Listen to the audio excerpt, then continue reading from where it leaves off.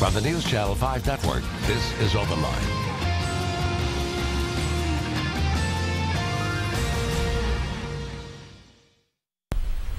Good evening, everyone. Thank you for being with us tonight. Thank you for being with us for OpenLine. It is going to be a wonderful night, serious topic, and I hope that we can cover a lot of ground tonight. We have a wonderful panel of experts with us to talk about homelessness in this city, the way forward, what's being done, the problems, the obstacles, and we'd like to hear from you too. If you have any questions about homelessness and the avenues out there, go ahead and give us a call tonight, 615-737, plus the number will eventually be there on the bottom of the screen. We would love to hear from you, but let me introduce you to our panel. Great group of ladies and gentlemen.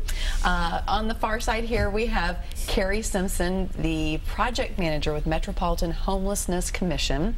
Then we have Tracy Pekovich, the program manager of specialty teams with the Mental Health Cooperative, and Kayla Wilson, director of Homeless Outreach Services Park Center, and also Brett Swain from the Cookery, a wonderful restaurant in town doing amazing things to help homelessness end for a lot of folks, which is very cool, and you're going to learn a lot about that program coming up.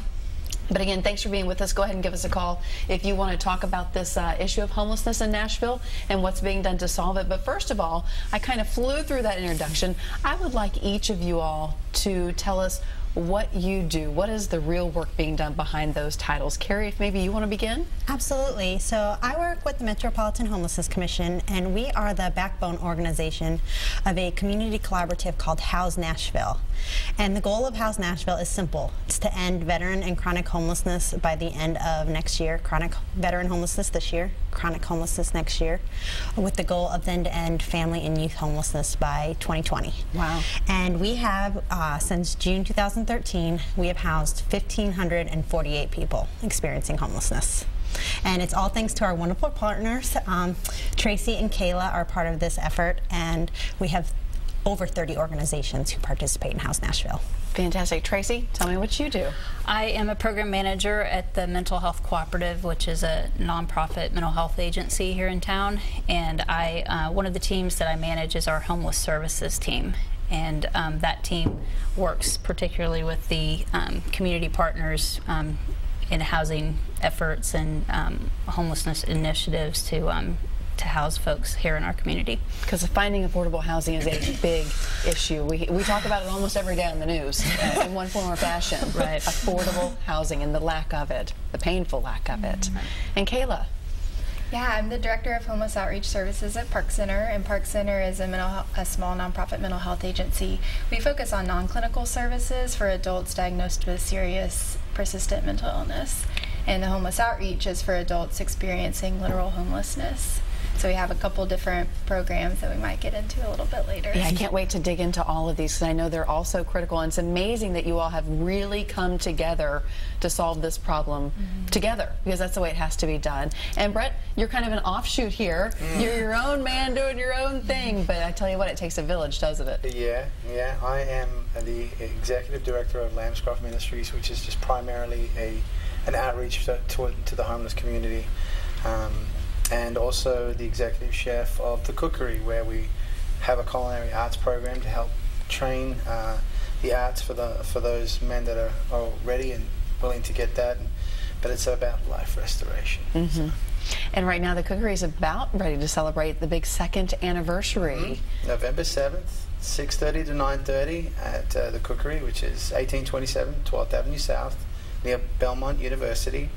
And yeah, you can hear and meet some of the men and hear some of the stories of restoration and hope. So, plus get great food. Yeah. And Carrie was even saying, as we were all sitting down, Carrie said, I've eaten there and it's wonderful. I recommend the baked fries and the lettuce tacos. They're delicious. Wonderful. Completely unsolicited great review. Don't you love that? That's awesome. We will be showing you that information on the Cookery's big celebration coming up again. But stop by there anytime. You guys are open a lot. Yeah, 8:30 to 8:30, Tuesday through Saturday, and then Sunday 12 to 2. So Monday we're off. I give the boys some time off. Well, that's nice. Go fishing. The least you could do. Yeah, fantastic. All right, let's talk a little bit about a big grant that just, well, I shouldn't say just came your way, but it's relatively new in the last, what, 2 years? 2013 is when you guys got the grant. Is that right? Is that what I read? The CABHI grant was 2015. Yes. Okay, 2000. So it is relatively new. Yes. It is. Newer than I thought. Okay, let's talk about that CABHI grant. Break it down. I know it's something you guys have your hands in every day, so it's something that you talk about and it rolls off the tongue. What does it stand for? What's the goal? How does it work? You want me to give a little overview? Go for it. Okay, so CABHI stands for Cooperative Agreement Benefiting Homeless Individuals, and it's federal dollars through SAMHSA, which is the Substance Abuse and Mental Health Services Association. Actually, I'm not sure if Administration. Administration. Okay. I'm glad it's not only a mouthful for us, but you too. But we're talking about $1.5 million. Yes, and so it was awarded to Tennessee and then came through the Homelessness Commission and then came to Park Center, and then we subcontract with Mental Health Co-op. So that's kind of the different pieces we all have. Everybody has their hand in it, in a 3-year deal, right? The money's divided up over 3 years. Yes, correct. What's the goal?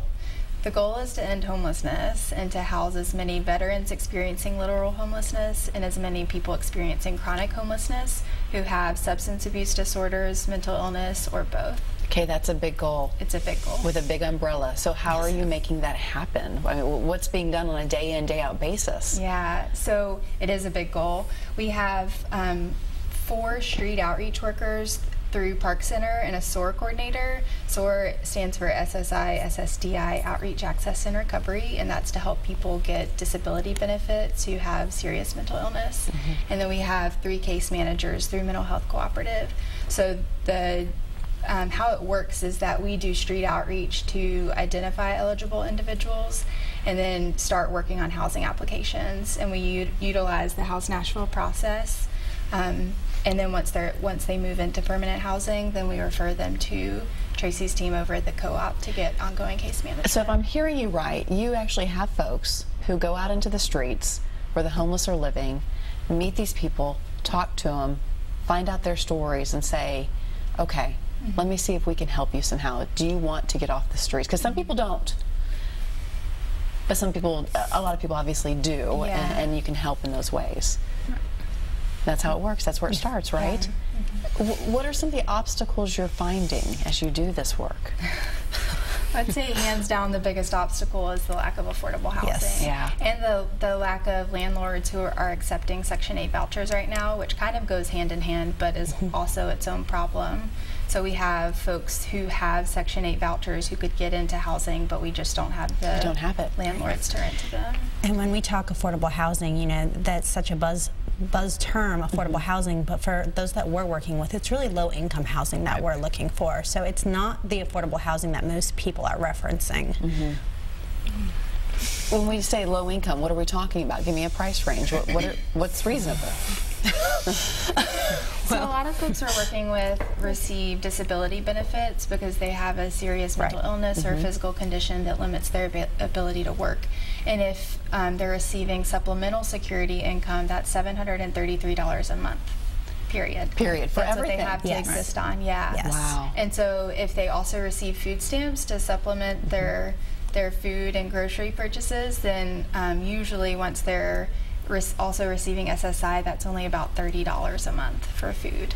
So we're talking about folks who live on really, really few resources.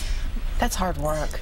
Such hard work. How do you keep heart in it? Just on a personal side, how do you keep going every day? When you see change, you know, I mean, every story is unique, and every story comes with a backstory, right, in terms of barriers and obstacles and effort that's been put in by the individual as well as the community partners. And so when you have that individual that gets to move into a housing placement for the first time and they've been living on the streets, or the first time that somebody says, I slept good last night, or I got to shower every day this week, the things that many of us take for granted, when you start having that kind of dialogue with people and recognizing that just how many baby steps it took for them to get to where they are, and for the things that you and I take for granted every day. I can only imagine. I was thinking about this today as I was eating my lunch and then eating my dinner, you know, getting ready for work in my nice house, and I thought, golly, I'm so blessed. And so many people would just absolutely love to be in this position. And we just take so many little things, just being able to go to the faucet and turn it on and have a nice drink of water. That's cool. So many little things. We're going to take a quick break. When we come back, much more about what is being done right here in our city to solve the problem of homelessness. I hope you'll stay with us.